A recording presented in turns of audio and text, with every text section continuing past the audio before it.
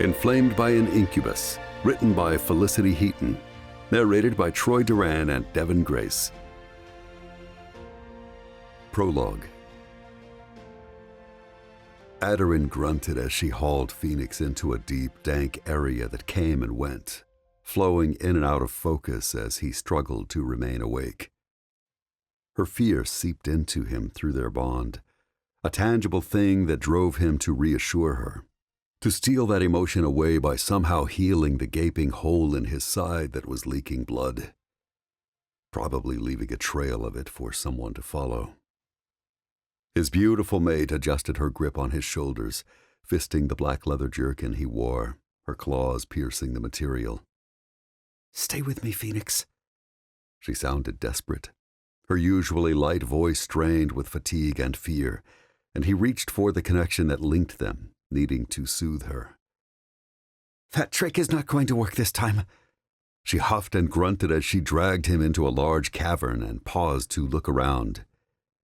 He stared up at her and wanted to curse when she kept wavering in and out of focus, a blur of spun gold and violet one moment and clear the next. She glanced down at him, worry in her pale eyes that almost matched the color of her hair as it swayed away from her purple leather corset. "This will do." She eased him down onto his back, and he grimaced as his side blazed. He needed to get a look at the wound because it felt as if someone had punched a hole clean through him. The surrounding area felt cold, the chilly air in the cavern sucking the heat from the blood that continued to pump from him. He was losing too much. Audiobook eased to her knees beside him and looked him over, the worry in her golden eyes growing as her fine eyebrows furrowed. Those eyes darted to meet his. "We need to help this close." Fenix swallowed hard and shook his head, because if she did what he thought she was going to do, then he would pass out, and he needed to remain awake. He needed to be here for her, in case the mage came after them again. "Should not have killed her." Every word was a struggle as he pushed them from his lips, and he hated the way her expression shifted, her emotions changing with it. He didn't want to hurt her, but it had been a mistake to kill the wife of the mage, a female Audiobook had befriended and believed able to help her find a way to reopen the gateway between this world and the one of her Fenix kin, a portal that had been sealed shut for centuries.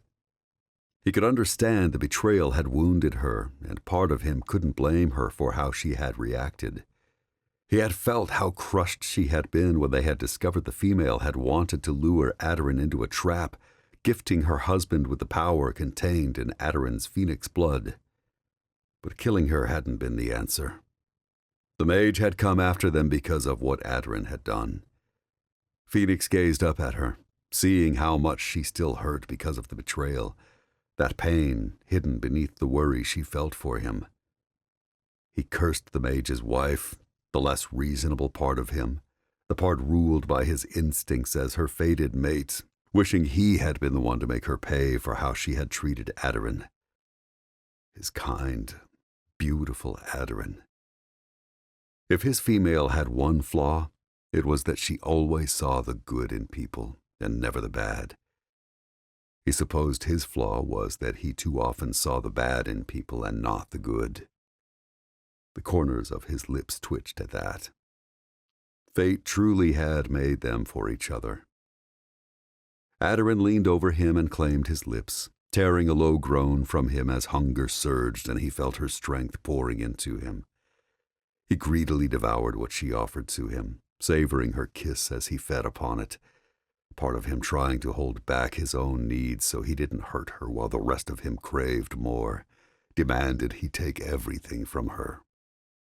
She tasted of heat and spice, a hint of smoke and love. He wanted her to break this kiss while at the same time he never wanted it to end. A warm haze rolled through him, fogging his mind as his incubus nature rose to the fore and attempted to steal control. He relished the feel of her lips upon his and how strong she was, strong enough to withstand him even when he was starved, maddened by a need to feed.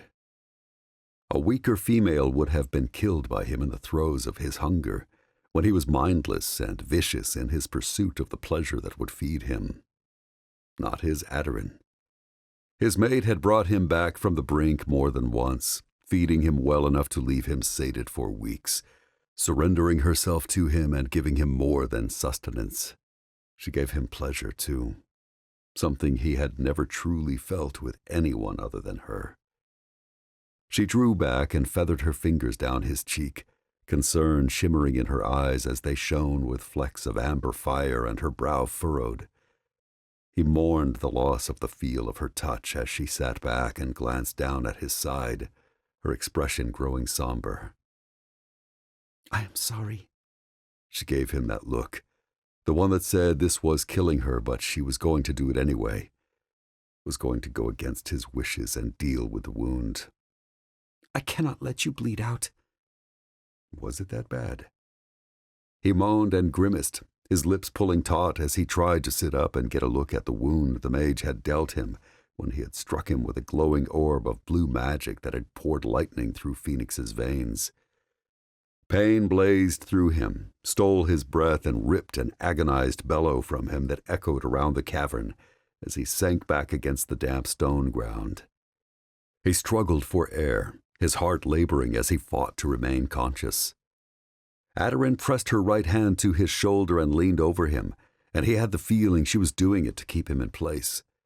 She smiled softly. "Look at me, Fenix." He shifted his gaze to lock with hers, cursed her in his mind when he saw the apology in her pale golden eyes, and knew in his heart it wasn't only because she was about to hurt him. "Do not," he croaked, desperation flooding him, making him restless as a need to stop her from doing something so reckless and dangerous seized him. Her smile wobbled. Heat blazed across his side, the firelight chasing over the sculpted planes of her face as she gazed down at him, as tears lined her eyelashes. Fenix tipped his head back and screamed as the scent of burning flesh reached his nostrils, choking him. Every inch of him was on fire, on the verge of turning to ashes. Darkness rolled up on him, and he fought it, desperately clung to consciousness, aware that if he passed out, then no one would be here to stop Aderin from doing something foolish. But he wasn't strong enough to hold back the rising, inky tide, and it swallowed him. The sound of water dripping in the distance roused him from the dark embrace of sleep. Fenix groaned as awareness slowly returned, his senses gradually coming back online. His side throbbed at the same tempo as his heartbeat, and he swallowed thickly, his mouth as dry as ash. "Aderin," he husked, willing her to respond as the haze of pain and sleep cleared from his mind, and he remembered what had happened. Only the plip, plip, plip of water answered him. He gritted his teeth and rolled to his right, away from his injured side, and opened his eyes. Everything was blurred. He rubbed at his eyes, clearing the salty grit from them, and tried again. A cave greeted him. Dark. Damp. Empty, save for him. "Aderin," he tried again, louder this time, hoping she was somewhere nearby and would hear him. Only he couldn't sense her. His connection to her was weak, like a fragile strand of spider silk that could snap with the gentlest of touches. Fenix got onto his knees, grimacing as small chips of basalt bit into them through his black leathers and jabbed his palms. He scanned the cavern again, aching to see Aderin, to know that she was safe and hadn't done something reckless, even when he knew in his heart that she had. She had gone after the mage, still believed he knew the way to open the gateway, that he was the key to succeeding where she had failed so many times before. He needed to get to her. He needed to stop her before it was too late. He pressed his hand to his left side, the hole in his black jerkin so large that he could fit his entire hand in it, The skin beneath his palm was puckered and sore, tender to the touch, but it was healed. She had saved him. Now he would save her. His beautiful mate was headstrong and obsessed, driven by her desire to reunite with her people, and while he couldn't understand that, he could understand the need that blazed within him, a desire to reunite with her. He pushed onto his feet, collapsed back to his knees as his legs gave out, and then tried again, refusing to give up. He was healed, and that meant he was moving, going after his female. There was no way in this world or the mortal one that he was going to let her face the mage alone. Tristan would kill her. Or worse. He would use her as a source of power, slowly destroying her by stealing her blood to fuel his magic and his immortality. Fenix couldn't let that happen. He made it onto his feet and turned slowly, not trusting his legs. His senses reached out around him, but he still felt nothing, no trace of Audiobook, so he focused on himself instead, summoning his strength, and teleported. His knees buckled as his boots hit the uneven black ground, and his head spun as he tried to look around him, the strange dead garden of the obsidian stone house wobbling in and out of focus. A scream blasted through the air. His heart squeezed. Audiobook. His head whipped to his left, towards the small 2-story house, and he teleported inside, stumbled and slammed into a wall.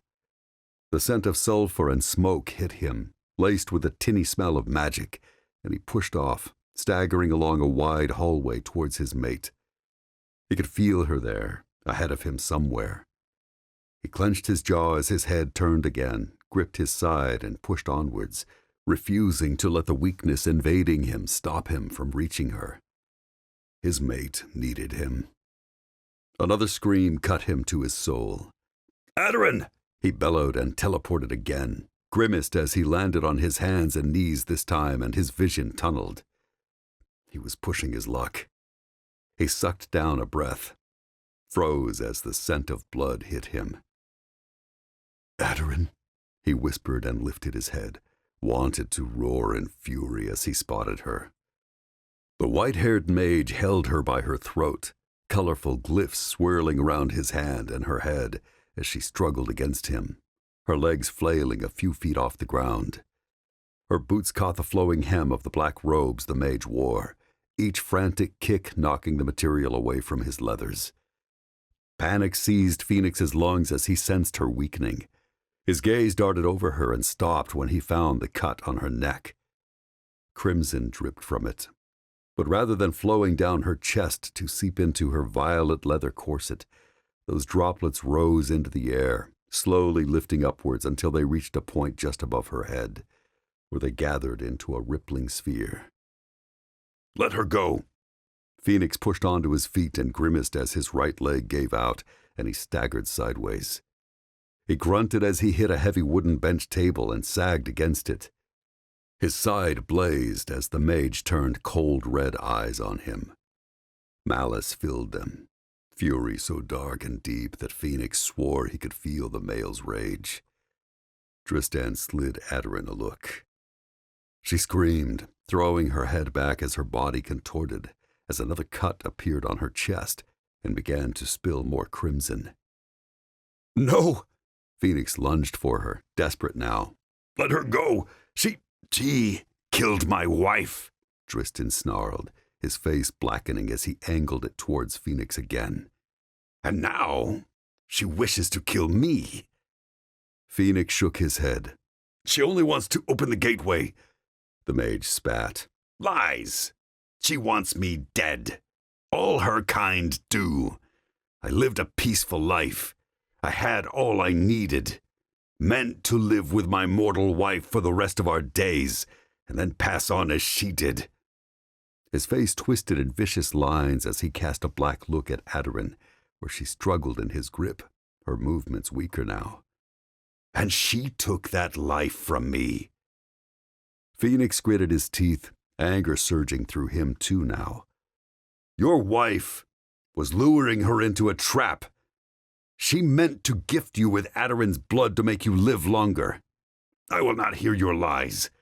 My sweet Sierra wanted to do no such thing. She was happy as we were." Fenix didn't think she had been.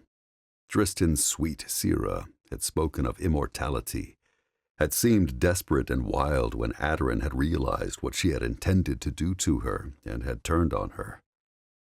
"Sierra wanted her blood. She wanted to be immortal, and she thought you could make it happen."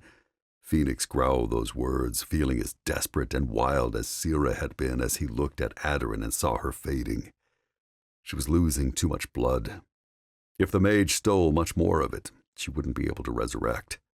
"Let her go!" Tristan opened his hand and dropped her. She hit the ground hard, slumped onto her side, and didn't move.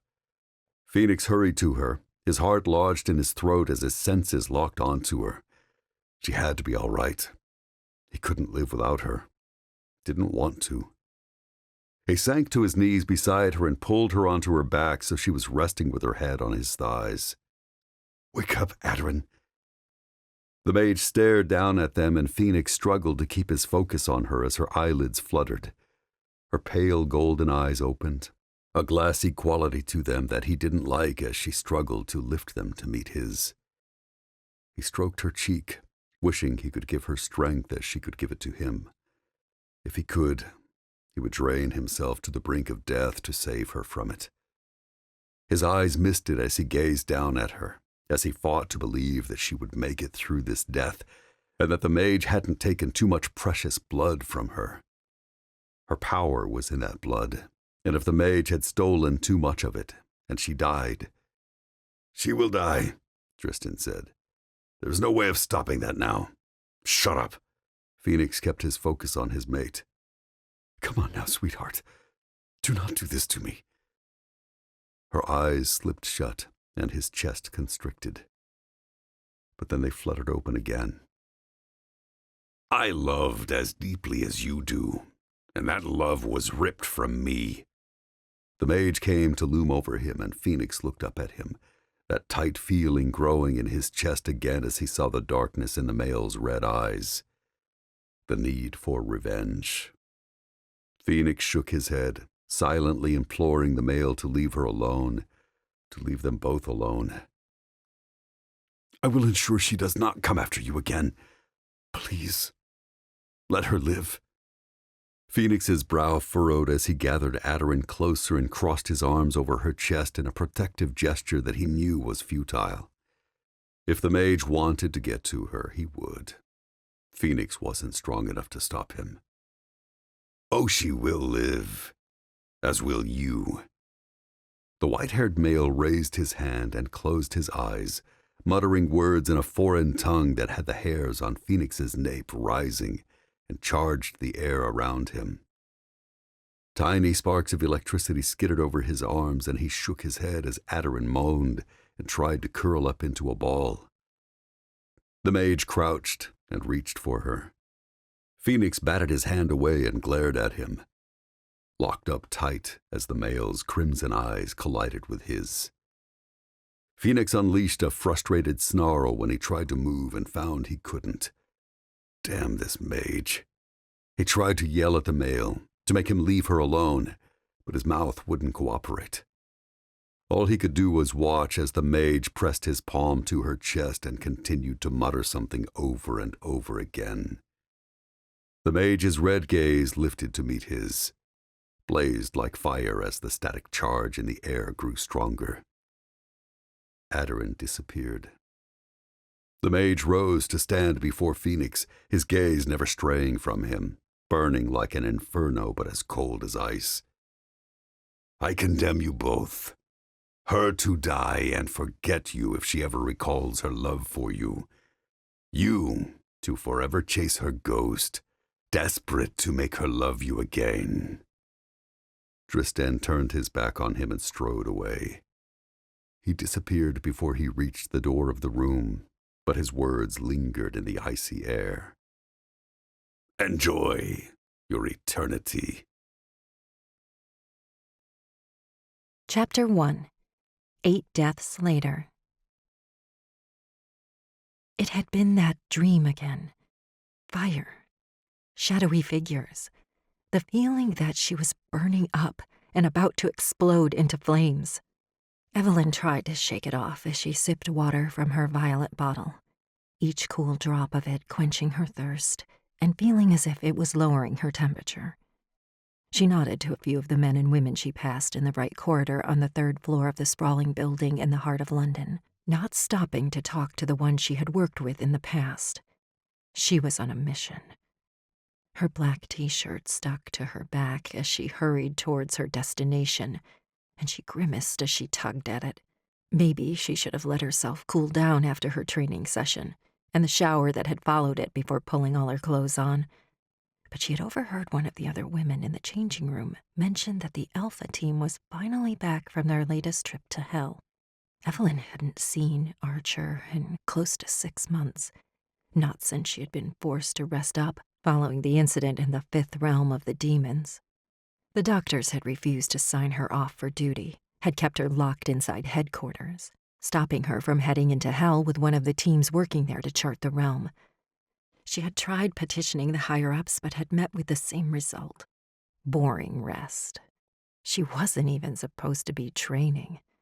But Rob, the man in charge of the gym and practice rooms, was sweet on her and had turned a blind eye. For the first time in weeks, the cream corridors didn't look dreary and dull, and she wasn't desperate to get out on patrol. Well, maybe she was a little desperate. Might be thinking up ways to bend her partner around her little finger and make him agree to take her out. No one would argue with her heading out if her partner was with her, surely. Evelyn reached the end of the corridor and glanced at the sign above the twin doors. The Central Archive. He was bound to be here. Her partner was nothing if not predictable. She pulled the door on the left open and smiled as she spotted him sitting at one of the computers spaced along the double row of desks that ran down the center of the room, his back to the wall of black cases that contained the servers. The screen reflected off his black-rimmed glasses as he leaned on his elbow, his chin propped up on his palm as he worked the mouse with his other hand. "Couldn't have guessed I would find you here." She let the doors swing closed behind her and ignored the looks the other hunters in the room gave her, ones that told her to be quiet. It wasn't a library. She was allowed to speak here. Archer glanced up from the screen, his dark eyes dropping to it again before he lifted them once more and sat up this time. He rubbed his left shoulder through his tight black Henley, his lips quirking towards that side as he massaged it, and then sank against the back of the chair and pushed his glasses up his nose with his index finger. He pulled off the handsome geek look. Had half the women in HQ panting after him and envious of her for being assigned to him as his partner. She'd had more than one run-in with a jealous woman in her time here, something that wasn't helped by how close she was to Archer. There'd been a few times when she had thought about them romantically, but she had never acted on it. It wasn't that the timing had never been right.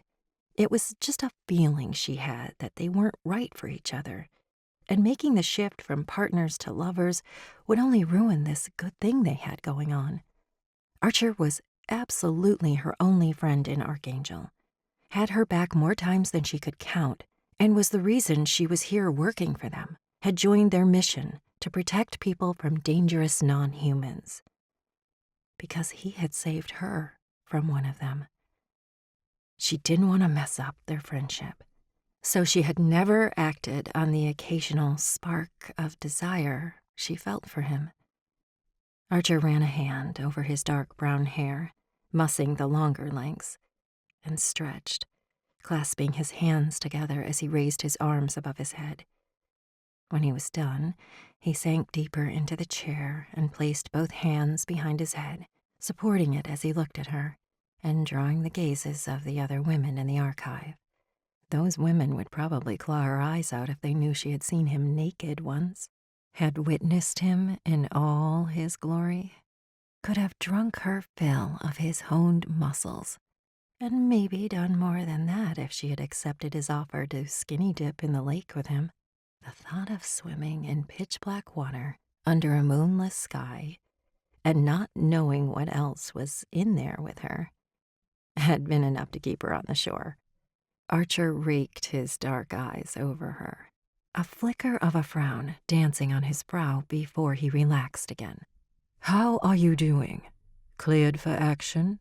Evelyn touched her side through her black t-shirt and grimaced. "Still a little sore. I'm not sure why I'm taking so long to heal. It's not like me." The doctors had always been fascinated by how quickly she could heal any wound she picked up in the field, and sometimes they had looks in their eyes that unnerved her and made her wary of them, the sort of looks they gave the guests held in the pens downstairs. So she was worried that it was taking her months to heal, even when the doctors she had seen at her regular checkups had assured her that it was normal to take a long time to fully recover from a wound like this. The wound was in a spot that was easily aggravated by her moving, and there had been extensive tissue damage, enough that the surgeons who had patched her up had told her countless times she was lucky to be alive. She wouldn't have been, if not for Archer. Archer sat up and brushed her hand away from her right side, lifted her t-shirt, and didn't hesitate to sweep his fingers over the still pink scar on her skin just above the waist of her trousers. That earned him a few gasps from their audience and her a few death looks. It wasn't her fault that Archer didn't operate in the same way most men did. He had never been backwards about doing this sort of thing. It didn't even seem to register that it wasn't the done thing for a man to just bare a woman's skin and touch her. Sometimes she had the feeling he was nothing like other men. His fingers were warm against her flesh and seemed to grow hotter as they paused over the scar. "You need at least a few more days' rest. Maybe a couple of weeks. This should be healed by now." His hand dropped from her side, and he sat back in his chair again and tossed her an unimpressed look. "You've been ignoring the docs again when they tell you to relax and take it easy, haven't you?" She tensed, rumbled. Archer had caught her fair and square, and the edge his dark eyes gained said he wasn't happy about it. He sighed. "It doesn't take a genius to see you've been hitting the gym, Evelyn. Water bottle, damp t-shirt, flushed skin. You're only hindering your recovery."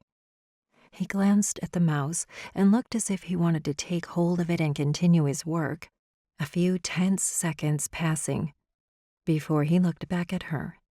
"I'm worried you're pushing yourself too hard. Take the time to heal." "It's been months already," she snapped, the frustration of being stuck inside HQ for all that time getting to her. She didn't like being short with Archer, but the inaction grated on her, had her going out of her mind. "I'm ready to get back out there." "It wouldn't have been months if you had followed doctor's orders and rested until you had completely recovered." Archer looked at the screen and grabbed the mouse, scrolled down a little.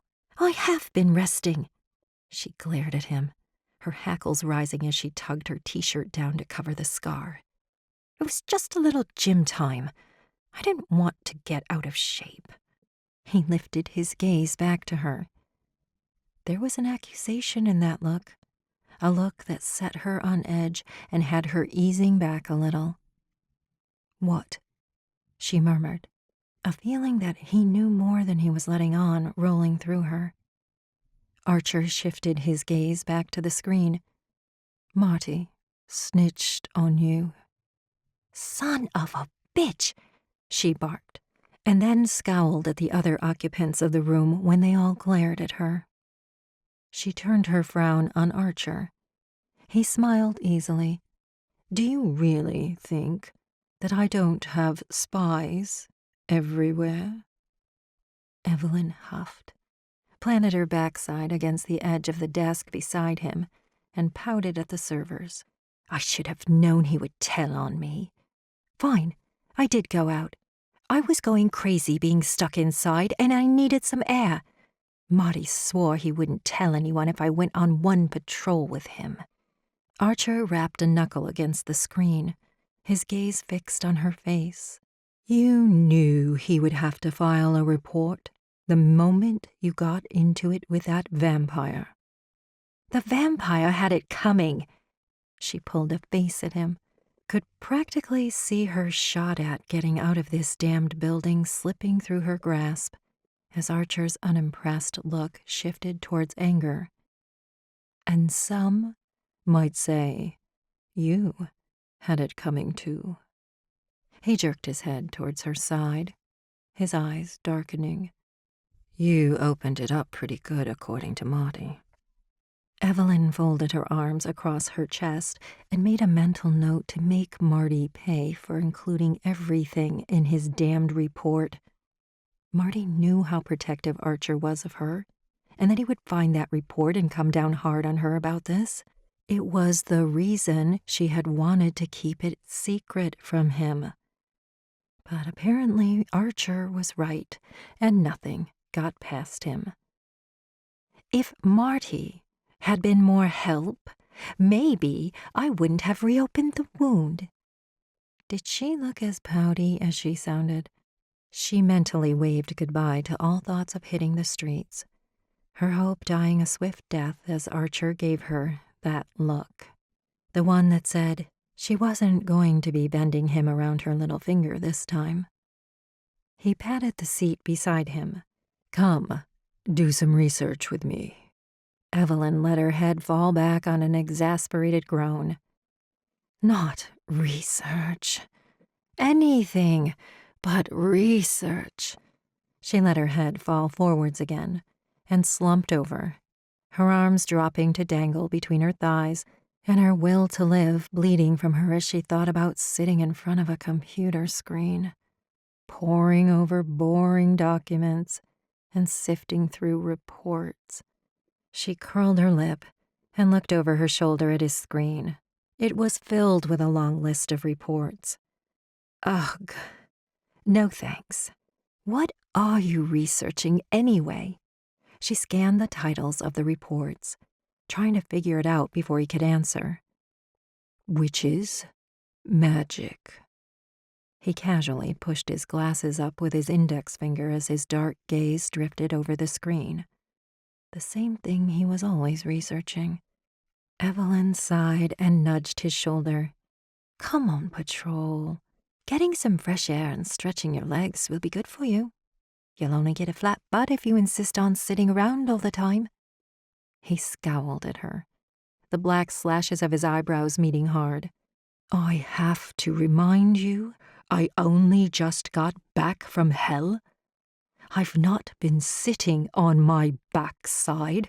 You have. She grumbled about that. Archer shook his head and went back to his reports. Not going to happen. You need to rest. No. She snatched the mouse from him and refused to give it back even when he leveled a black look on her. She smiled sweetly. I haven't seen you in forever. I thought maybe we could catch up while we patrolled. His dark eyes narrowed, his broad mouth flattening as the corners turned downwards. She tensed as seconds trickled past, the way he scrutinized her making her painfully aware of him and that he was on to her. He huffed, gripped her hand, and pulled the mouse free of it. You just want to question me. He glared at the computer screen. You don't believe me. Evelyn grimaced and pressed a hand to her side, feeling awful as it burned, and she saw the anger in Archer's eyes, together with hurt. The wound blazed as hotly as it had that day as she thought about what had happened in that dreadful demon castle, her awareness of the other occupants of the archive room fading away as she stared at Archer. It just seems so.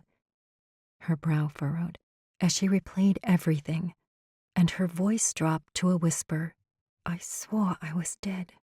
You would have been if it hadn't been for me. Archer positively growled those words, anger rolling off him as his handsome features pinched tightly.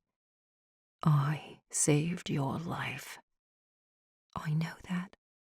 She reached for him and flinched when he leaned away and glared at her, stopping her from touching his arm. She sighed, eased back again, and looked down at her hands as she twisted them in front of her hips. Archer had led the team that had slipped into hell ahead of the one Sable. Another hunter for Archangel had been preparing to lead to the third realm of the demons to aid King Thorn in his war against the fifth realm. Evelyn had been part of his team, together with a dozen other hunters. Their mission had been to document as much about the fifth realm as they could, a covert operation approved by those in command and kept secret from Sable. One of the scientists had identified a non-human in the pens who had sworn they could teleport their team into the fifth realm and had done so in order to gain their freedom. The operation should have been simple. Scout the terrain and gather as much information as possible about the demons of that realm, the army Sable's side might be up against, and anything else that would help them, and return to Archangel headquarters in London to deliver it to command. Only they had been discovered by a group of demons and brought before their king, and he had declared they were spies and ordered their executions. I told you, Evelyn. I saw a chance and I took it. When you were stabbed, I made my move. It was risky, but it worked. I managed to catch them off guard and took out a few of the demons with tranq darts, and in the ruckus my attack caused, I got you away from them. I carried you to a place nearby where we would be safe and patched you up. You were out for a few days before you came around. He leaned back in his chair. His face remained etched in hard lines that spoke of irritation. His deep voice took on a hard edge as he continued. You passed out again, and I carried you to the nearest town over the border and found someone who helped us get back here. What about that is so difficult to believe? Or perhaps you don't trust a word I say. She leaned back and frowned at him, unable to hide her hurt as those words hit her. I do trust you. She reached for him again, and he glared at her hand, stopping her. A sigh leaked from her lips as she thought about what she was doing, as that acid feeling scoured her insides again and an urge to apologize rose within her. She scrubbed a hand over her damp blonde hair instead, feeling awful as he continued to scowl at her. You said yourself in your report that everything had been a blur. The pain of your wound and fear combined with adrenaline made it impossible for you to grasp what was happening, and you were unconscious for a good part of it, too. He whipped his glasses off and pinched the bridge of his nose, his broad chest heaving in a deep sigh as he sank against the back of his chair. When he lowered his glasses and hand and looked at her, a hurt edge to his dark eyes. That feeling in her gut worsened. What do I have to do to make you believe me? She shook her head and wanted to tell him she was sorry, but she couldn't find her voice. Everything had been a blur, and even now it was still a little hazy. Whenever she sat down and tried to remember what had happened, things slipped through her fingers like smoke. Not just the finer details of what had gone down in the fifth realm either. Pieces were missing. Big pieces. Like some of the events that led up to them being in the castle, and some of the things that had happened when they had been held captive. Other things were hazy. Like she could remember something, but she could never pull it into focus to see what it was. And she hated it. "You've not seen me in weeks, and the first thing you do is question me." He put his glasses back on and began scrolling through the reports, giving her the cold shoulder. She deserved it. He was right, and it was wrong of her to question him like this. It was hard for her, though. He put it down to fear and adrenaline severely affecting her at the time. But something deep inside her said it had been more than that. She pulled down a breath and tried to calm her mind, told herself that he was right, and she hadn't been able to cope with everything that had been happening. She had blanked. It had been too much for her, and fear had made her numb, had messed with her head somehow. That was why she didn't remember what had happened. That was why there was a gap in her memories between the cold kiss of steel in her side and her life draining before her eyes and waking back in the med bay in Archangel. But it didn't explain why her memories of the time before they had been captured were patchy. "If you want, I'll tell you everything all over again, but it isn't going to change." Archer clicked on one of the documents and glared as he viciously scrolled through it. Evelyn placed her hand on his, stopping him. "I'm sorry. It just... You know how difficult it is for me when I don't remember things? I hate it. Sometimes I wonder if what those non-humans did to me all those years ago is still affecting me." He stilled and looked up at her, his expression instantly softening. His hand slipped from beneath hers as he stood and moved closer to her, raised his other hand and brushed her hair from her face. "You're free of that place now, Evelyn," he whispered. "You're free of that part of your past.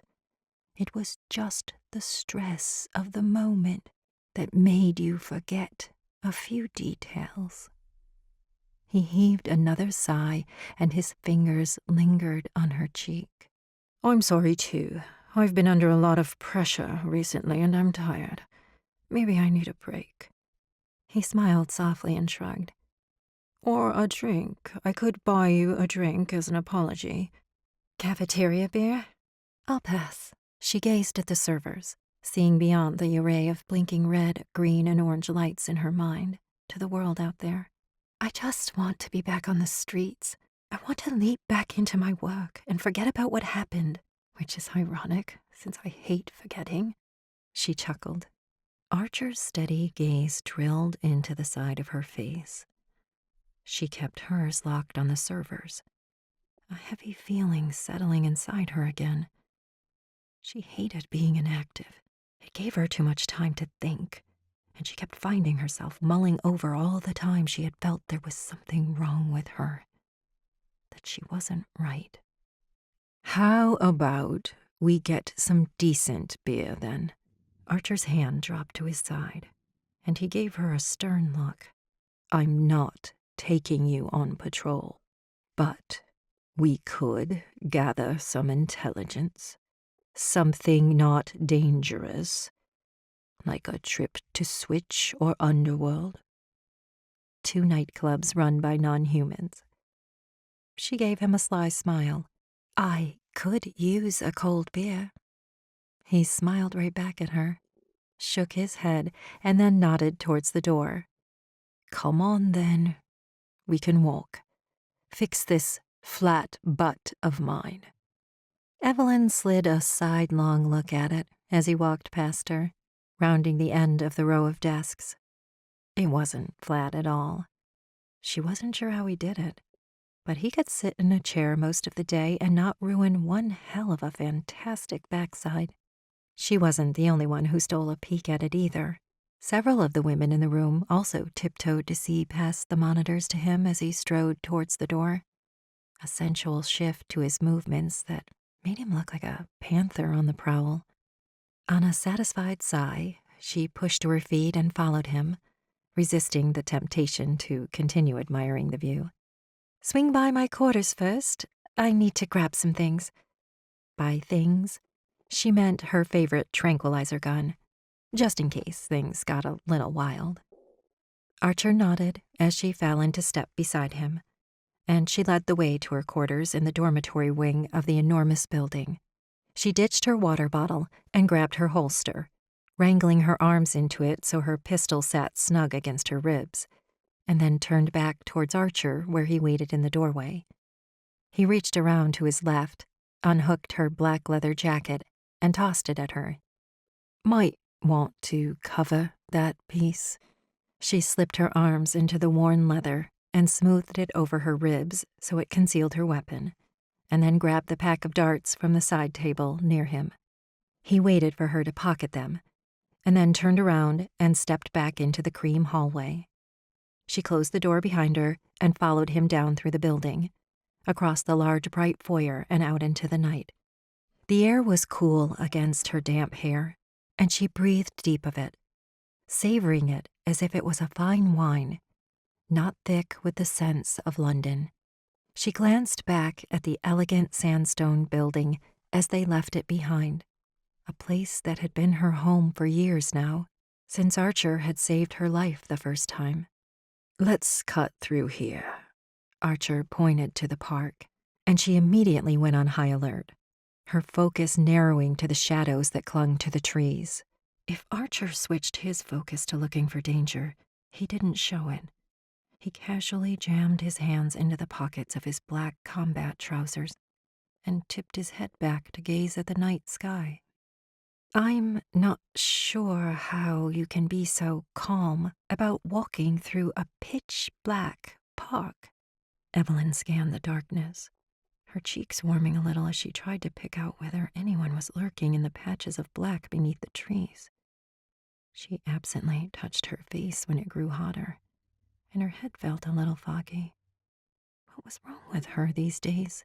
She kept feeling flushed, hot all over, and she was starting to worry that her wound was infected, even though the doctor at her latest checkup said she wasn't showing any signs of infection.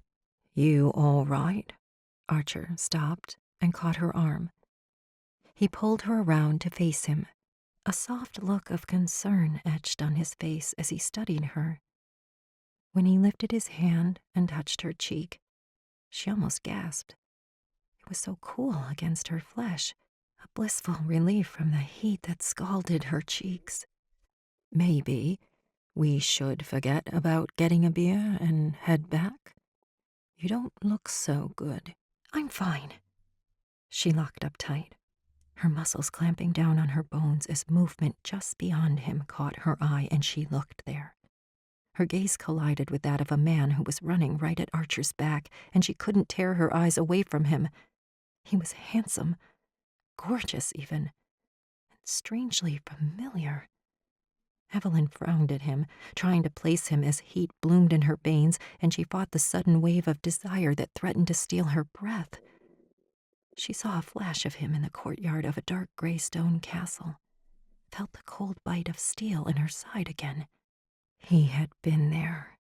His gaze shifted to Archer and narrowed, and panic lanced her, the haze of desire swift to dissipate as she realized he meant to attack her friend. She barked, "Stop right there," and drew her gun.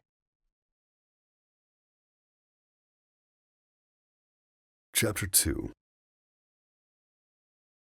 Guilt gnawed at Fenix's stomach as he stepped out of the teleport into the grand entrance hall of his home in the heart of the Scottish Highlands. Would the little witch be all right with a mad elf prince? Maybe taking Rosalind with him instead would have been the wiser move. But stealing her away from her mate would have been a death sentence. The last thing Fenix needed after spending months locked in a cell in that dank demon castle in the Fifth Realm was a powerful and dangerous male hunting him down to slaughter him. Although Fenix suspected that Vale would draw out his death, savoring it and ensuring it was as painful as possible. And not because he was insane. Fenix wasn't a stranger to the crazy things being made a male do. Case in point, he had been so caught up in tailing his own mate that he had ended up captured by the same demons who had cornered and overwhelmed her team of mortals. Frayne, the king of the Fifth Realm at that time, had ordered their deaths and forced Fenix to watch as he had skewered his mate through the side with a sword. Fenix relived that moment every time he tried to sleep. Had spent countless hours deliberating the things he could have done differently and how they might have affected the outcome, fully aware that he couldn't change the past. His mate was dead. Stolen from him before he could even accidentally make her fall in love with him this time. The end result would be the same. Her body teleporting to somewhere far from him, her rebirth happening, and her not remembering anything. By now, she could be anywhere, adjusted to her missing memories and living a new life without him. And while part of him wanted to leave her to that life and wished her all the happiness in the world, the rest of him had been restless and eager to find her from the moment he had felt her vanish from the courtyard of the Demon King. He wasn't sure whether he felt a powerful urge to find her because he loved her and couldn't live without her, or because of the curse. Maybe it was a mix of both of those things. But as always, he was back to square one. He had no lead on her new location, no clue as to how to find her, and still didn't feel any closer to tracking down the mage who had done this to them, condemning them both to a miserable eternity. Fenix felt sure the bastard was still alive, that he had chosen the path of immortality like all blood mages now, or at least he hoped that was the case. Dristan had to be alive. It felt as if all of Fenix's hope hinged on it. He needed a reason to keep going, to keep searching, something more than potentially finding a cure for this curse in the research of other mages. One of his small clan came out from the drawing room to his right, took one look at him, and turned around and walked away. Fenix cast a grim look down at himself, not blaming the young Incubus for making a fast exit. He was a mess, every inch of his bare chest covered in grime and his low-slung black jeans caked with dirt and other unmentionable things. His hair was long and shaggy, his nails needed a damned good clipping, and his beard was irritating.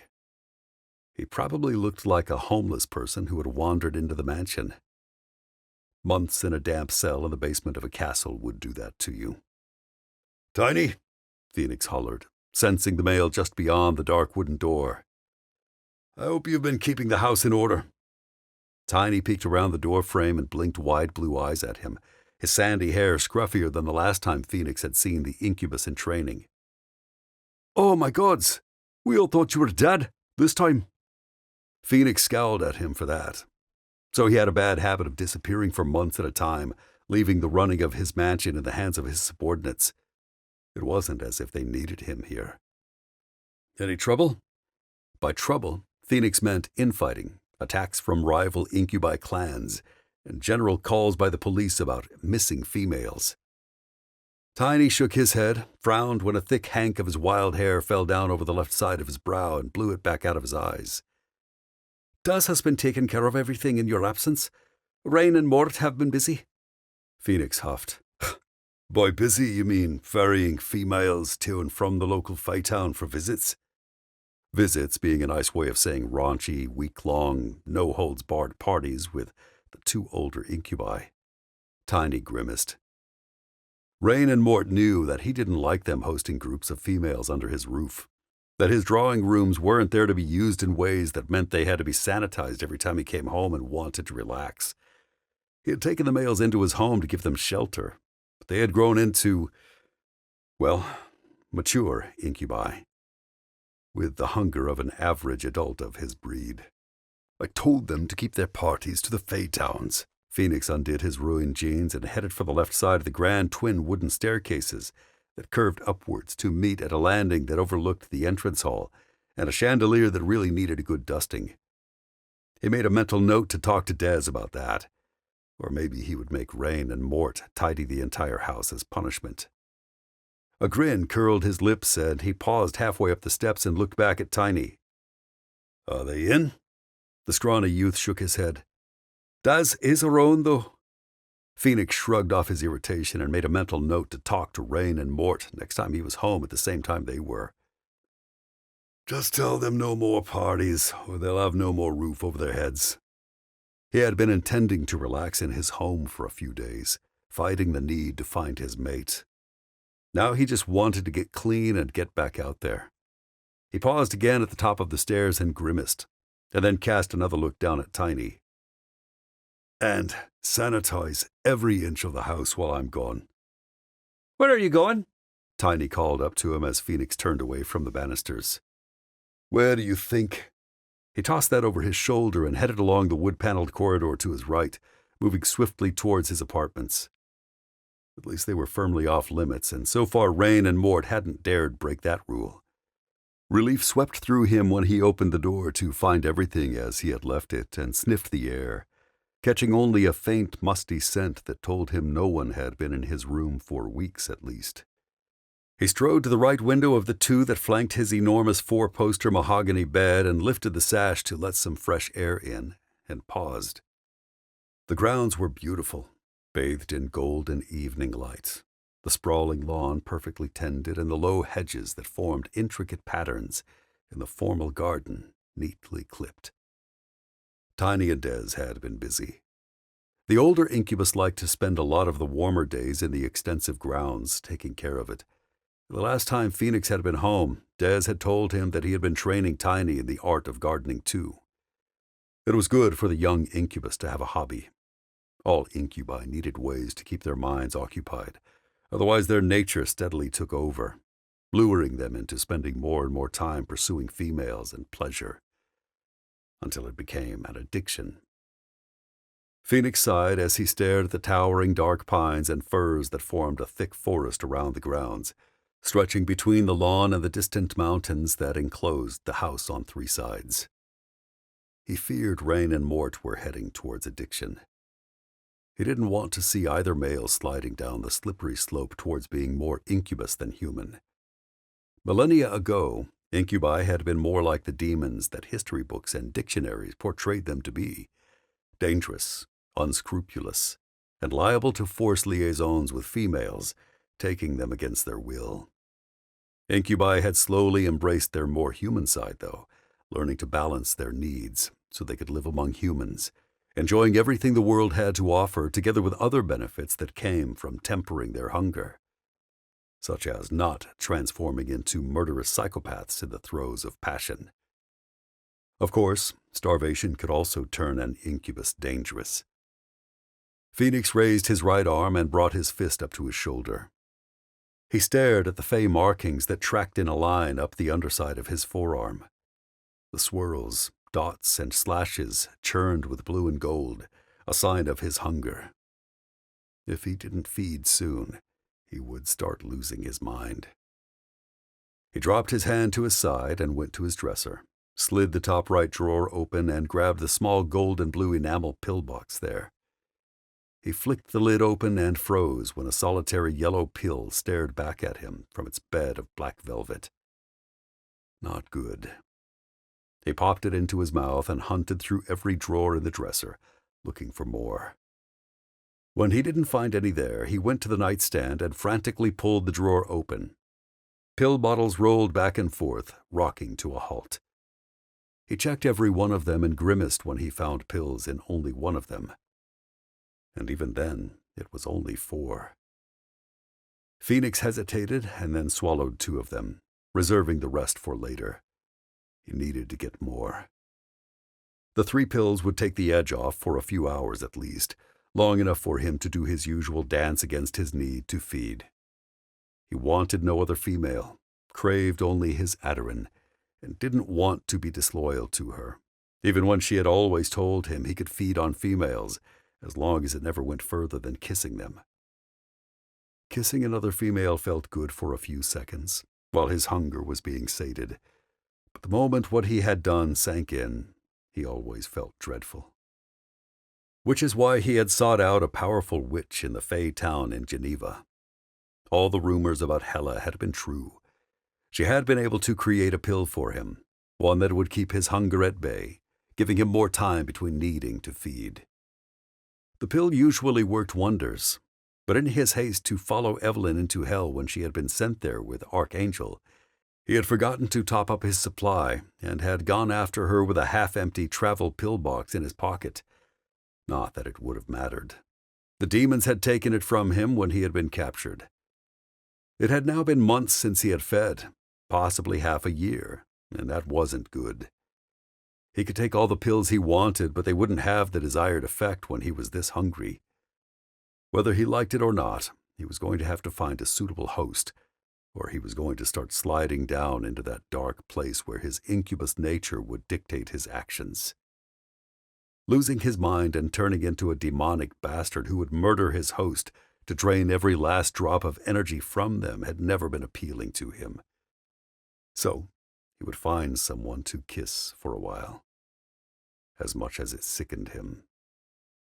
His gut clenched at the thought of soft lips beneath his as he stripped off and headed for the bathroom. The thought of betraying Evelyn, whatever she was called now, sitting heavily in it. But then his head grew hazy and those lips became her lips, yielding to his as he tugged her close to him, bending her to his will.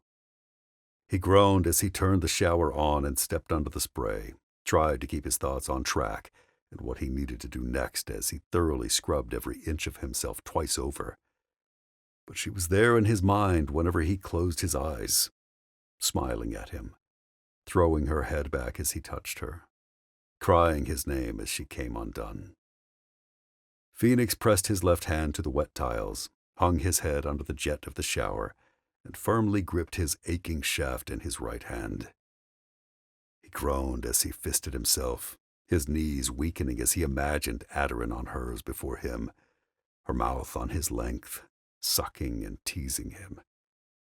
Release roared up on him, and he grunted as he spilled, every throb and pulse of his shaft sweet agony.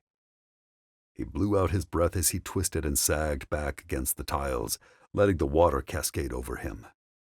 Tipped his head back, opened his eyes, and stared at the ceiling. Where was his sweet Audiobook now?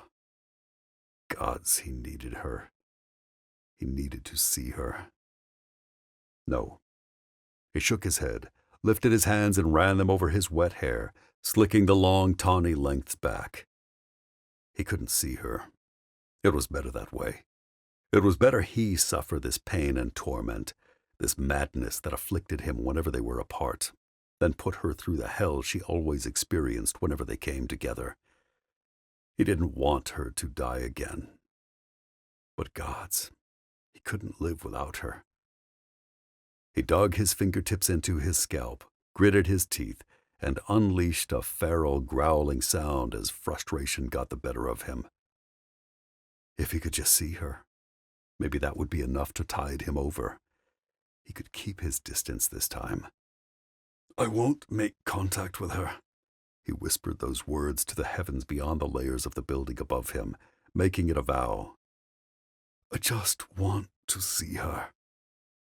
He would find her, and then he would continue his mission to locate the mage who had cursed them and free them both of it. No, he couldn't let his need to see her control him like that. He didn't even know where to start looking. If he went after her now, it could be months before he found her. Months in which he would be forced to feed on other females and wouldn't be any closer to finding a way to break the curse. It was better he focused on taking care of himself first. He needed more pills. Those pills would keep the hunger at bay enough that he could retain the clarity of mind that was necessary when searching for Audiobook. If he popped enough of them, he might not even have to feed. Besides, Hela might have a tonic ready for him, something he rarely accepted from her because of the source of it. But he needed it now, and it was better than being with another woman. Plus, the witch might have information for him. Hela always kept her ear to the ground, had young witches spying for her across Fey towns in several locations, listening in on conversations and reporting any mention of blood mages back to her. She had given him the lead that had brought him to Evelyn. She might have one that would bring him to Audiobook's latest incarnation. And if she didn't, she might have leads on mages, something to keep him busy and keep his hope alive, and maybe even bring him the results he desired. A way to break the curse. Fenix shut the water off, stepped out of the cubicle, and grabbed a towel. He dried himself off, slung the towel around his waist, and found his shaver and scissors. His mind ran over everything he had felt all those months ago when Frayne had killed Evelyn, and then ordered him taken to the cells, and then drifted further back as he cut his hair as neatly as he could manage alone, taking some of the length off it, and trimmed his beard back to stubble. He tossed the scissors and shaver into the sink, and then ran a hand over his now shoulder-length tawny hair and tied it at the nape of his neck with a leather thong as he stared into his eyes in the mirror. His body ached from the fight to escape the castle in the fifth realm of the demons, and from the drain of teleporting so frequently to reach the nearest portal and travel back to the mortal world. But he couldn't rest. Geneva. He would head to Geneva to see Hela and get more pills and any information she might have for him. If she didn't have a lead on the location of Adoran, he would go to another source that had helped him in the past. He would go to London to hit up the Jaguar shifter he had been building a rapport with over the last few years. The male knew a lot of immortals, and Fenix had asked him to keep an eye open for his mate. Maybe she would end up back there. It was a long shot, but he had to begin somewhere. He had to hold on to hope that he could find her quickly this time, using it as a shield to shut out the part of him that was already convinced that it was going to be one of those times where he didn't find her for years, ending up traveling around the world and hell on repeat until he finally crossed paths with her. Fenix cast the towel aside and padded naked into his bedroom, breathing deeply of the cool, clean air that swept in through the window. It was nice being away from hell again, out of that damp, dirty cell that had been his home for far too long. He caught his reflection in a full-length mirror and paused. He ran his hands down his lean torso, hardly recognizing himself as he took in every inch of his body, warning bells ringing in his mind as he saw how much muscle he had lost. He couldn't put off feeding. He was too close to starvation. The line of fey markings that continued up from his forearms to snake over his biceps and curl around his shoulders churned gold and blue, constantly shifting color. If he could feed, he would regain his strength in hours, together with his physique. The muscles that had wasted away during his captivity would return. He stroked the faint ridge over his hips, not liking how scrawny he looked right now. He looked like tiny, weak. Fenix grabbed the top of the mirror and tipped it downwards, spinning it to face the wall. He wasn't weak. He clenched his fists and strode to his dresser.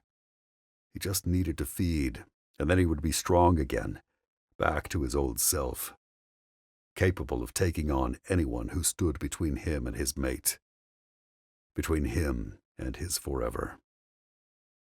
He opened a drawer on his mahogany dresser and plucked out a pair of black trunks and some socks and tugged them on, and then crossed the wooden floor to his matching wardrobes and picked out a fresh pair of black jeans and a black dress shirt, and found his favorite Chelsea boots.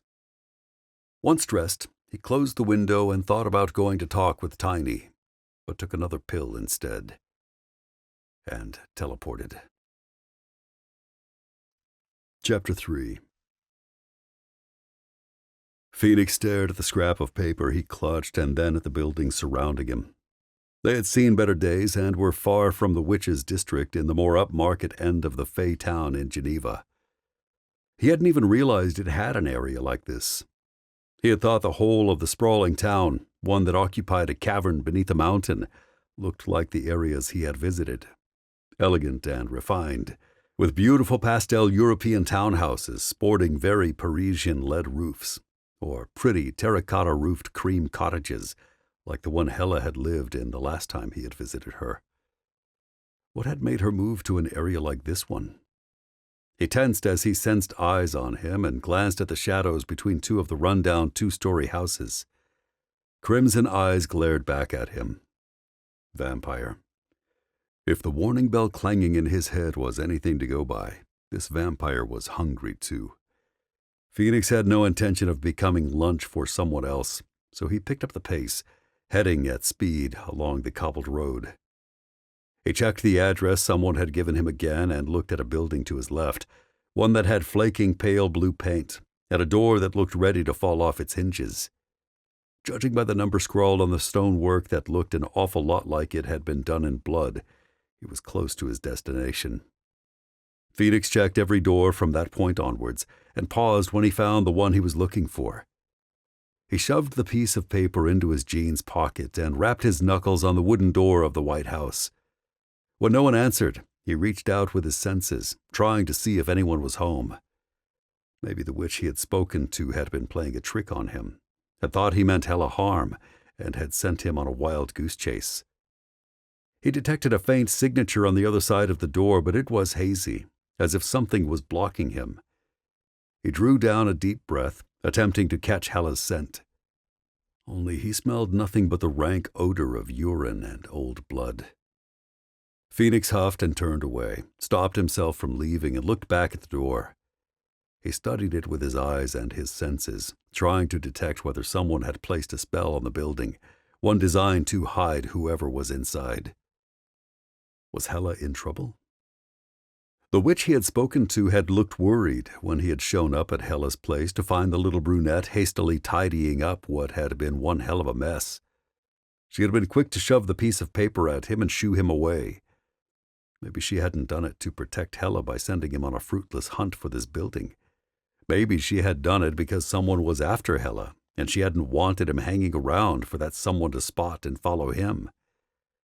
Fenix faced the door and knocked again. "Hella, it's me. It's Fenix. Are you in there?" The door cracked open an inch, not even enough for him to see who was on the other side in the dark. A slender hand shot out and gripped his wrist, and he grunted as it yanked him inside, bashing him into the door. The little blue-haired witch shoved both hands to his chest, planting his spine against the wall near the door, and cast a fearful look into the street. "Were you followed?" Fenix shook his head. "I don't think so. What's this all about, Hella? I came to see you, and I'm told you've moved, and—" "I had to," she interjected, released him, and shut the door, sliding several locks into place, some of which his senses told him were magically reinforced. "I had a pest problem." She sounded as breezy as ever as she bustled away from him, but he knew her well enough to see her pest problem had shaken her. "It's not like you to be scared of anything. What's this pest problem you have? And how could he help her deal with it?" He owed Hella a lot. His debts to her were endless, infinite, and he would do anything she asked, if it would go some way towards repaying her for all her kindness and help over the years. She shrugged and hefted a carpet bag onto a thick bench table in the middle of the dimly lit, cramped room. "It's nothing really. I've not seen you in months, and I really don't want to talk about me. Let's talk about you. What happened to you?" She was deflecting, which meant she was in serious trouble. The only time he had seen Hella act like this, a group of witches from the local male coven had been after her, because she had put a potion in their water supply that had made it impossible for them to get hard. Repayment for them coming on too strong to one of the young witches she had taken under her wing. "This and that. Got caught in the fifth realm and thrown in the cells. Lost Adoran again." He cleared his throat as it tightened, failing in his attempt to be as glib as Hella could be when he felt the pain of his mate being torn from him all over again, experiencing the stretch and snap of their connection, as if it had happened only hours ago, not months. "Oh, Fenix." Hella turned to face him, hurried to him, and wrapped her arms around his waist. She buried her head against his chest, froze, and gripped his hips to push him back. She patted him down, and her emerald gaze grew worried as she looked up at him. "You've lost so much weight. Hang on. I have just the thing. I've been saving it for you." She rushed away from him again and dug through her carpet bag, doing a marvelous impression of Mary Poppins as she pulled one thing after another out of it and set them down on the tabletop. "It's here somewhere." She dug deeper, stretching her arm inside the bag, and then pulled something out and twisted towards him with a triumphant look on her face. "It survived." She motioned to the only armchair in the room, one that looked as if something had chewed its way into the cracked brown leather. "I'll stand, thanks." He closed the distance between them, though, curious about what she was doing, as she shrugged it off and went to work. I knew you'd be back, so I continued our work. She didn't lift her eyes from her hands as she set out a row of 2 different colored vials and pulled a glass flask out of her bag. She placed that in front of her and uncorked the vials one by one, adding a dash of each to the flask. I have a whole bunch of leads for you. Several locations of mages I think you should definitely check out. I'll dig them out of the bag when I'm done with this. That's the best news I've had in a long time. He watched as she uncorked the vial she had been excited about finding and poured the entire contents into the flask. She swirled it around and the liquid turned a pale shade of pink. Hela offered it to him and he stared at it. Still seeing the nymph. He took the flask from her and sniffed it, shivered as heat rolled down his spine. It was potent stuff. No. She turned back to the vials and corked them all, her actions sharp and rough. He got too clingy. And judging by the shift he felt in her mood, the breakup had been rough. He took in the room again. Old furnishings, musty air. This place hadn't been lived in for a long time before Hela had come here to hide, and he had the feeling he knew who she was hiding from now. Is the reason you're in some back alley squat? Fenix braced himself as she turned on him with a glare, stars sparkling in her green irises, and her mood shifted course again, veering sharply towards anger. Change the subject, she snapped, and shoved the vials back into her bag, filling the tense air with the sound of glass clinking. I am so over him already. She muttered something else beneath her breath, but he didn't catch it. If he's given you trouble, Hela, you're welcome to stay with me for a while. Fenix lowered the flask and held his hand out to her, and all her fight left her, her shoulders sagging. Things would have to be dire for me to throw myself into the lion's den. She sighed and brushed a hand through her hair, pushing the wavy blue lengths from her face. I think I have this under control. The fact that she didn't sound confident set him on edge. He couldn't remember the last time he had heard Hela sounding unsure about anything. In fact, he couldn't remember her ever sounding like this. You know they'd behave themselves. You know you're welcome in my house. He lowered his hand to his side. She glanced at it and heaved another long sigh. I know, Fenix. It's just... things are complicated. Now, drink up before it spoils. Fenix didn't want her efforts to go to waste, so he lifted the tonic to his lips and swallowed it down in one go. Heat swept through him the moment the pink liquid hit his tongue, and he held back a groan as his eyes slipped shut. His hand drooped, his muscles going lax as intense pleasure rolled through him, energy coursing through every tired cell in his body to rejuvenate them. Like it? It's pure, unfiltered passion. I distilled it myself. Hela's light voice wobbled in his ears as he wavered on the spot, swept up in the taste of the tonic and how hazy it made him feel. How strong. He didn't want to think about the fact it was her passion. Satisfaction, captured from the air by a spell and distilled into liquid form. It was what he needed, and that was all that mattered. And gods, it was good. Chased the hunger from his veins and more than took the edge off. You need more pills, too? She moved around the small room. Uh-huh, he mumbled, drifting in the haze, savoring it and his returning strength. He could practically feel his body putting on muscle in response to the hit of sustenance, devouring the energy to push him back towards his physical peak. She took the flask from him and he opened his eyes, tracked her as she moved back to the bench and set it down next to an array of colorful bottles and her pill press. She went back to work, humming to herself as she mixed powders together in a silver dish. So you broke up with a nymph? Fenix wanted more information about what had happened and why she was now on the run from the male, because the last time he had seen her, she had been practically going steady with him. Something which had surprised him given the fact that nymphs weren't known for their fidelity. Andy wants me back. Let's leave it at that. She slid him a look, one that asked him to do that much for her. He tamped down his desire to question her and changed the subject instead, because he could see how much she didn't want to talk about him. So, Who's warming your bed these days, then? He moved to the bench, coming to stand opposite her, and leaned over, resting his elbows on the rough wooden top and watching her work. He had never asked what she put in the pills. She had told him they would work and not to ask questions because he might not like the answers. Fenix figured it was her passion, mixed with other ingredients that were most likely vile and questionable. Her green gaze lifted to meet his, and she smiled saucily. It's not a single ooh. I've decided to dabble in everything the town has to offer. I've even been mixing my flavors. The wicked sparkle in her eyes said that she had been enjoying it too. He groaned at the mental image of her with multiple partners at once. It had been a very long time since he had indulged in such a thing himself, but as good as they had been, he didn't want to go back to those days. Just keep away from my breed. He pushed a purple glass pot towards her when she reached for it.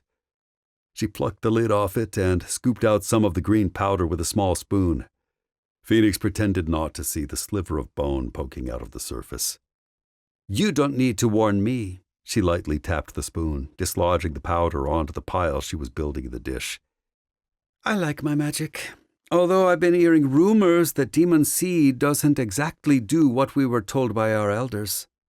Whispers say a witch in England has an incubus mate and still has air magic, but bears a sort of scarlet letter in the form of silver air. I admit it's intriguing. Can a witch take demon seed into her without losing her powers? I'd be interested to find out. But I'm not one to take unnecessary risks, so demon breeds are strictly off the menu. I'm on a diet of shifters and vampires, with the odd fae thrown in. Just the other day I had 2 lion shifter brothers, and oh boy did I make them roar. She flashed him a wink when he groaned and pushed his hands against the counter, straightening to stand again. She was doing it on purpose, tormenting him with the imagery, something she loved doing whenever he was hungry. Apparently, it amused her. Stop torturing me. I'm starving. He rubbed his stomach through his shirt, glad to feel more muscle there now. He lowered his hand to his left and felt the arch of muscle that ran over his hip. It was more pronounced now. At least her tonic had worked. She pulled the handle down on the press and lifted it, popped the pill from the mold and flicked it at him. Here, take the edge off. I thought the tonic would be enough. You know, there was at least 6 sexual encounters in that dose. He groaned again as he caught the pill and sagged against the wall behind him. It's been months. I mean it when I say I'm starving. Was starving. The demons didn't exactly give a damn about my condition. Left me to rot in that cell. She stilled and looked at him, concern flickering across her pretty face. How did you get out? He popped the pill into his mouth, swallowed it, and sighed. Teamed up with an elf prince and a witch. He shook his head as he thought about Rosalind. Not sure I made the right decision in leaving her with him. They're fated, but there's this whole bunch of issues when it comes to witches. You worry he'll hurt her. She stroked the handle of the pill press. He nodded. If anything happens to her, I'm not sure what I'll do. It'll be my fault. I trusted him with her, and I don't want to find out I've made a mistake and got her killed. It would haunt him forever. Is she strong? Hela lowered her gaze to the dish again and went back to work. As strong as you are. She has powerful light magic inside her and a spirit that isn't easily broken. She popped a pill out and set it on another dish as she smiled. Sounds like she can handle herself, but if you give me her name, I can have my spies keep an ear open for news about her. I'd appreciate that. Her name is Rosalind. Hela paused. Rosalind. British. Blonde. About this tall. She held her hand a few inches lower than the top of her own head. He nodded. Hela grinned. Believe me, if this is the same Rosalind I've heard about, you should be worrying about the elf and not her. That was reassuring. Here, leaf through these while I finish these pills for you. She rifled around in her carpet bag again and produced a stack of papers of all different sizes, set them on the counter and slid them over to him. Fenix took them and scanned each page, the tiny seed of hope inside him growing as he read report after report about blood mages. Hela had been busy in their time apart. Some of them had updates declaring the target had apparently moved on, but others indicated places that sounded a lot like permanent homes of mages. He kept the pages about those and pushed aside the dead ends and read them again. The ones in England and America sound most promising. Hella placed the last pill on the dish, picked up a metal bottle, and carefully tipped them into it. She held it out to him, and something banged upstairs. Fenix looked up at the wooden ceiling as the sound came again, a harsh thud that had dust raining down and sounded a lot like someone had just kicked the floor. Hella put the bottle down, hurried to a broom, grabbed it, and smacked the tip of the handle against the ceiling. "Keep it down! I am doing business here." A muffled voice responded and more bangs came, these ones so hard and heavy that he feared the ceiling would come crashing down on his head. Fenix arched an eyebrow at Hella. She grumbled, "Don't ask." He looked at the ceiling again when a decidedly masculine voice bellowed an obscenity aimed at her. "He was asking for it," Hella muttered, issuing him a look that told him not to say a word or attempt to interfere. Fenix took his pills and his leads and held his hands up because he didn't want to know. Her expression softened and she lowered her broom, that look enough to stop him from teleporting and leaving her to her business. "Don't lose heart, Fenix." She came around the bench and squeezed him in a bear hug before releasing him and stepping back. Her gaze lifted to lock with his again. "Fate made you for each other. Destiny will bring you together again." It lightened his heart, chasing some of the shadows of despair from it as he clung to those words and made himself believe them. He had always found Aderin, no matter how far the curse had placed her from him, and this time would be no different. He looked at the stack of papers in his hand, leads that could bring him to the cure he desperately wanted, and nodded. Fenix teleported, landing back in his rooms. He wondered what fate had in store for Hella, and whether it was destiny that was responsible for the mail he had sensed in her home. If it was, Hella would fight it. She wasn't one to be tied down. He placed the papers on his nightstand and refilled his pill box, and then went to the mirror. He swung it back over to face him and took a good look at himself. He was looking better already. A little more juice in his tank and he would be back to full strength and able to follow up the leads Hella had given him. Fenix focused again, picturing London this time. He could visit the nightclub owned by the Jaguar and get a hit of energy from the crowd while discovering whether or not Kiter had any leads for him too. He teleported, meant to go straight to Underworld, but found himself standing in a park, staring at the old sandstone building that was the London headquarters of the hunter organization, Archangel. Chapter 4. Fenix stared at the illuminated facade, an ache forming in his breast that throbbed stronger and stronger as he lingered in the dark park, thinking about his mate. She had worked there, and he had found 1,000 excuses to sit in this park to watch her come and go with her partner or a group of fellow hunters. He still couldn't believe his mate had become a member of Archangel, had actively participated in missions that pitted her against immortals. Over the year or so that he had known her as Evelyn, he had wanted to approach her countless times to tell her she was working against her own kind, that she wasn't human, and that by working for Archangel she was placing herself in grave danger. If they discovered what she was, gods, it didn't bear thinking about. They wouldn't just study her. They would vivisect her. That throbbing, pounding sensation inside him grew stronger still, had his heart racing before he knew it. He frowned as he caught the light scent of rose with an undernote of sweet smoke on the still night air. He had to be imagining it. And then, a voice. "I'm not sure how you can be so calm about walking through a pitch-black park." That sultry sing-song drew his focus to a point just 40 feet off to his right, closer to the building. He narrowed his gaze on that spot, his senses sharpening as he tried to make out the couple heading towards him, because he had to be going crazy. It couldn't be her. "You all right?" a male voice answered, and Fenix wanted to growl as he instantly recognized that regal accent that was more country house than London town, and the familiar scent he associated with someone he wanted to butcher hit him. The lighting in the park was non-existent, but Fenix could see well enough to experience one hell of a spike in his anger when the male stopped and caught her arm, pulling her around to face him. To face Fenix, too. He stared at her. Aderin. How? He had seen the Demon King stab her with his own eyes, had watched her fall as he had been dragged away, and had felt her disappear. He didn't understand. He had seen her die, had felt her die. She should have been reborn, the cycle beginning again. Only it was definitely Aderin, Evelyn, standing before him with her cursed partner.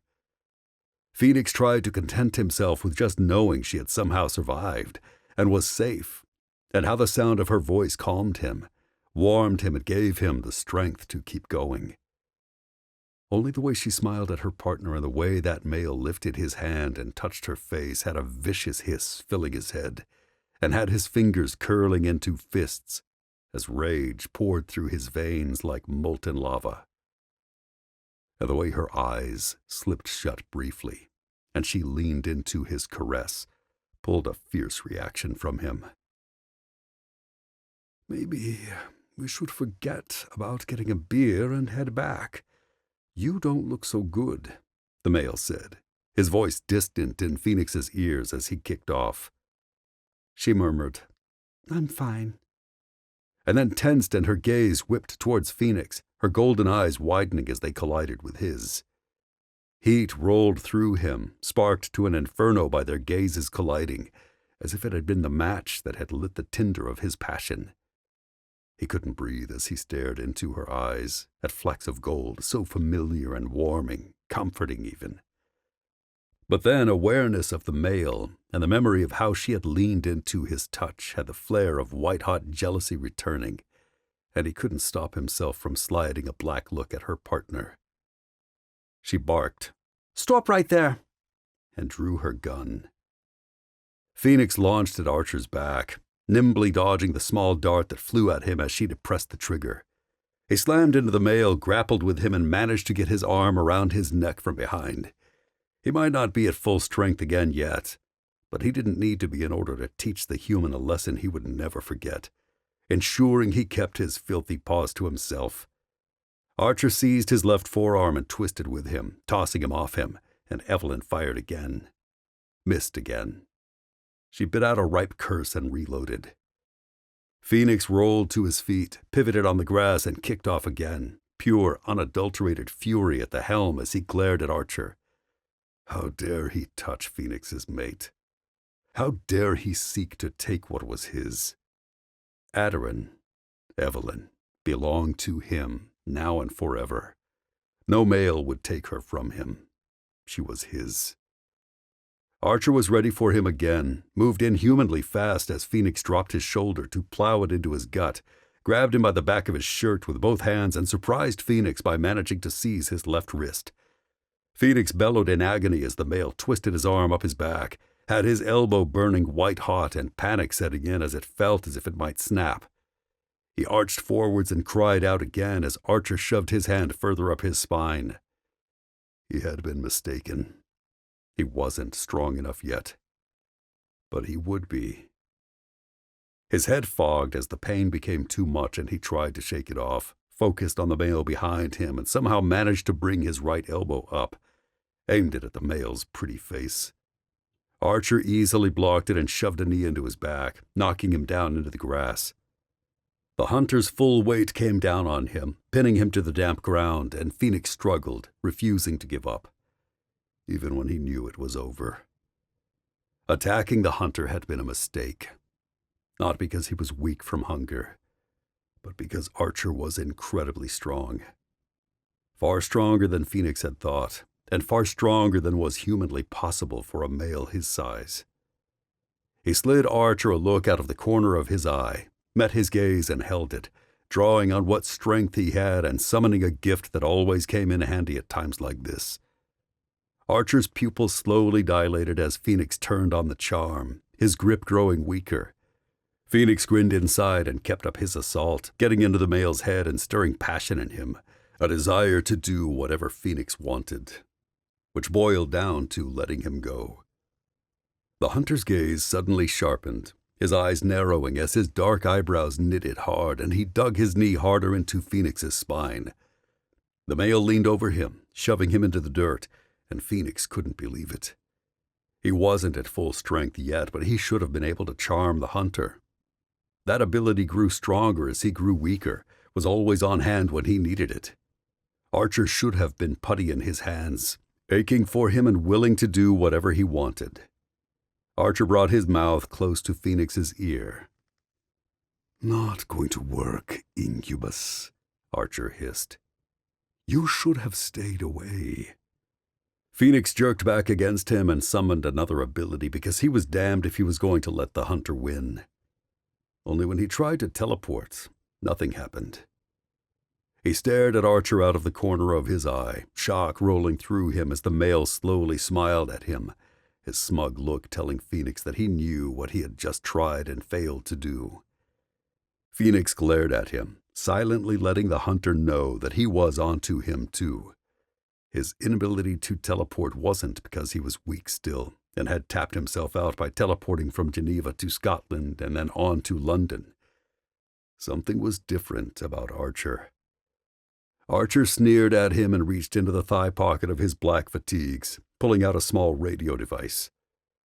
Evelyn came to tower over them both, her golden eyes cold as she stared down at him, her gun aimed at his shoulder. Maybe he could work with this. Every instinct he possessed screamed at him that he could. His mate was right there, and that look in her eyes said she wasn't going to let him go. This was an opportunity, a chance to get through to her and make her see that she wasn't human and didn't belong at Archangel.